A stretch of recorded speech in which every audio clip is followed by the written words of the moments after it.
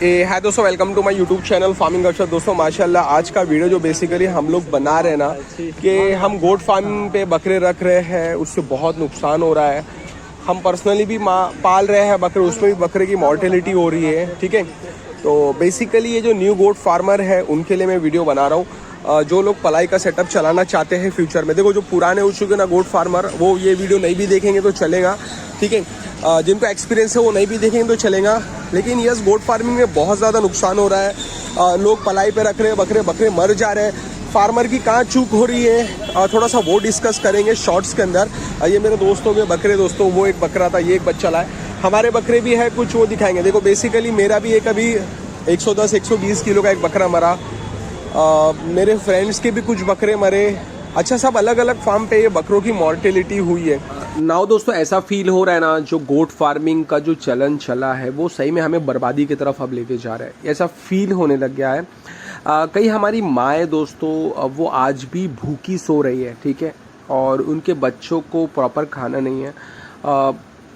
और क्या बताऊँ, मतलब कितने हमारे भाई होंगे या हमारे छोटे भाई जैसे या बड़े भाई होंगे, हमारे वालिद साहब जैसे कुछ लोग होंगे जिनको रियली खाना नहीं होगा, जो रात में भूखे सो रहे होंगे या सुबह उठते होंगे तो उनके पास खाना नहीं होता होगा। और हम गोट फार्मिंग में इतना पैसा बर्बाद कर रहे हैं।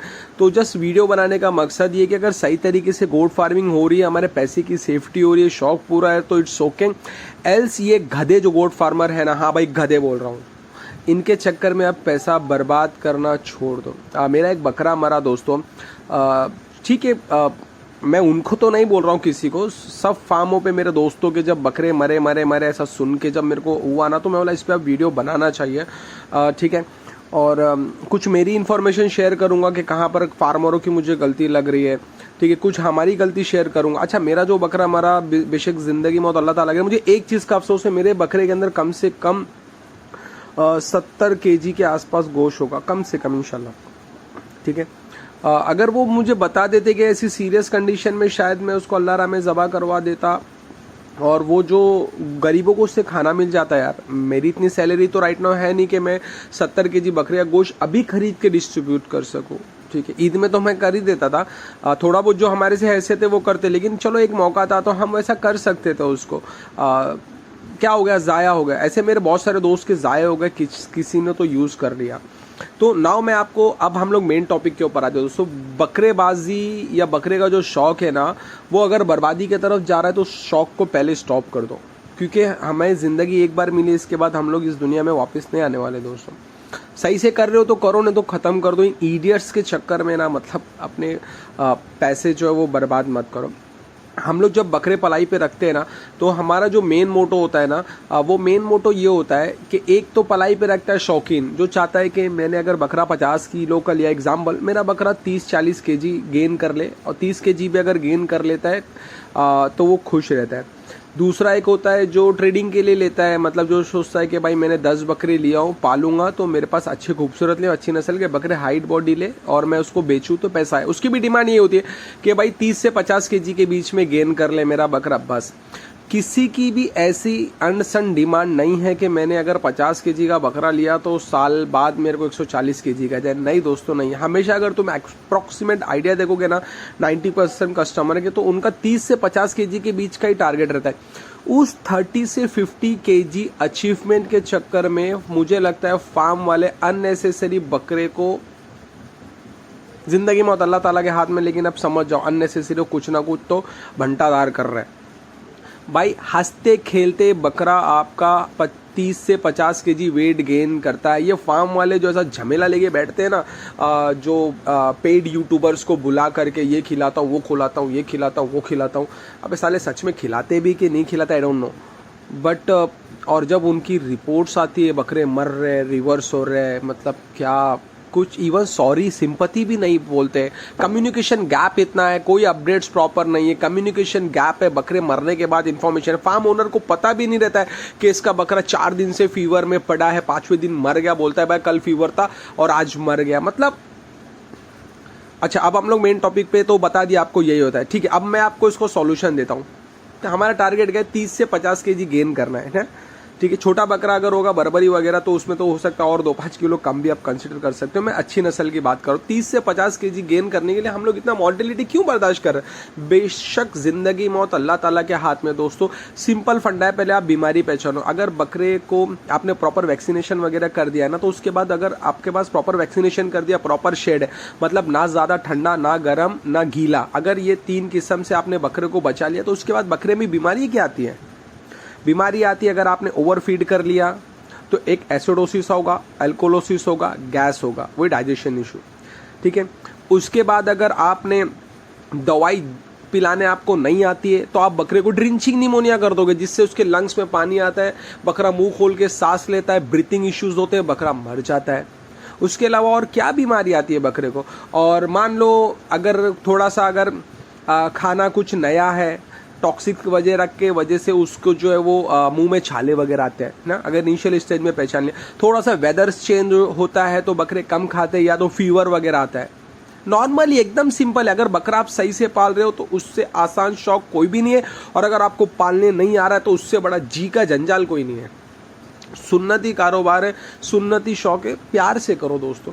तो मैं ये बता दूं, इतनी सारी बीमारी बस इसी को पहचाना, और इससे बचने का सिंपल तरीका, ड्रिंचिंग निमोनिया से आपको बचना है। प्रॉपर तरीके से बकरे को दवाई पिलाना सीख लो, इंशाल्लाह अगर उसके लंग्स में पानी के बूंदे नहीं आप डालते हो दवाई पिलाते समय, ड्रिंचिंग निमोनिया नहीं होगा। फिर भी हो सकता है, मैं क्या बोला, जिंदगी मौत अल्लाह ताला के हाथ में, फिर भी हो सकता है अगर बकरा कुछ खा रहा है पी रहा है, अचानक से ठसका आ जाए या कुछ ज़्यादा स्पीड में खाने के चक्कर में ड्रिंचिंग हो जाता है, वो rare of the rare case है। लेकिन ज़्यादातर तो हम खुद ही पिला के उसको इशू क्रिएट करते हैं।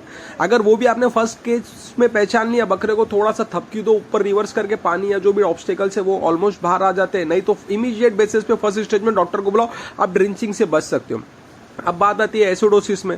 अगर आपने बकरे को कार्बोहाइड्रेट वाली ज़्यादा चीज़ें खिला दी, उसके लेफ्ट साइड में जो पानी बोलने लगता है, पहचान लो इसको, बकरे को जो है वो जुगाली नहीं कर रहा, लेफ्ट साइड पानी बोल रहा है, इसको एसिडोसिस हो गया। एसिडोसिस का इनिशियल स्टेज में ट्रीटमेंट करो।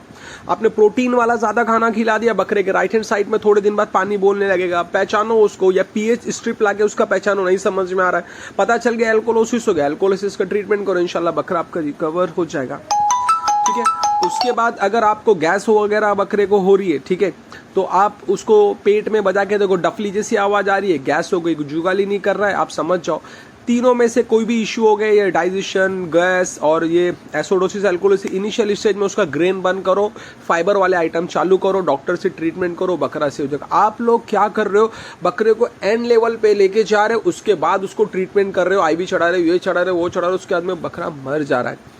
भाई तुमसे बकरा कुछ नहीं मांग रहा है, पानी पिलाने का तरीका सीखो। आपको पता ही नहीं कब पानी पिलाना है कब नहीं पिलाना। बेसिकली जो भी अच्छे फार्मर है वो बकरे को खाना देने से पहले 1 घंटा पानी पिलाते हैं या 2 घंटा बाद पानी पिलाते हैं। अगर 24 घंटा पानी की आदत है बकरे को तो इट्स ओके, अदरवाइज नया बकरा ला रहे हो, उसको अगर अनाज दे रहे हो तो अल्लाह के वास्ते उसको इमीडिएट बेसिस पर पानी पे मत रखो, कम से कम उसको 2 घंटे का गैप लो, ठीक है। अब पानी अनाज खाता है, पानी पीता है, पेट फूलता है, उसके बाद कुछ ना कुछ उसको इश्यूज होते हैं।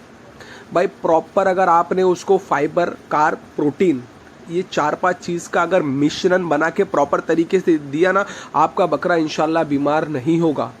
उसके बाद भी अगर प्रोटीन की आपको ज़रूरत लग रही है, मोटा करना है बकरा, तो अननेसेसरी हैवी अनाज खिला के उसको बीमार करने से अच्छा सप्लीमेंट एक से एक अवेलेबल है। आप नेचुरली जितना वो खा रहा है खाओ, उसके बाद उसको सप्लीमेंट दे दो, बकरा खुद ब खुद वेट गेन लेगा।